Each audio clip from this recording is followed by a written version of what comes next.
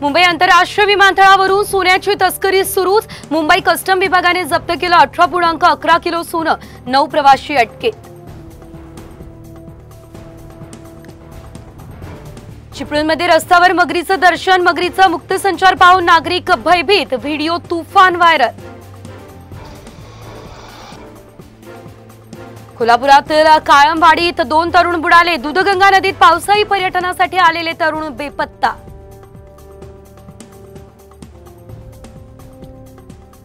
लाडकी बहीण योजनेचे फॉर्म भरण्यासाठी शहाद्यात महिलांची तुफान गर्दी।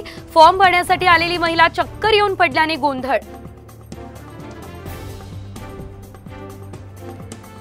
मुंबई शिक्षक आणि पदवीधर मतमोजणीसाठी ठाकरे गटाच्या बड्या नेत्यांचं मतमोजणी केंद्रात ठाण। पोर्शे अपघात प्रकरणात पुणे पोलीस ऍक्शन मोडवर। अल्पवयीन मारेकरीच्या जामिनाविरोधात मागणार सर्वोच्च न्यायालयात दाद। जयकुमार गोरेंची 5 जुलैला उच्च न्यायालयात सुनावणी। कोरोना काळातल्या कोट्यवधींच्या भ्रष्टाचाराप्रकरणी गोरेंवर आरोप।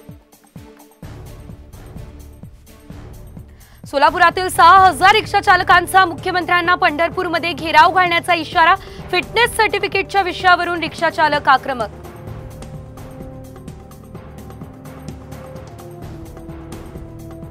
ठाण्यात रेव पार्टी झाल्याचा जितेंद्र आव्हाडांचा दावा। सर्व प्रकारच्या ड्रग्जसह टॉप पेडलर सुद्धा पार्टीत असल्याचा दावा।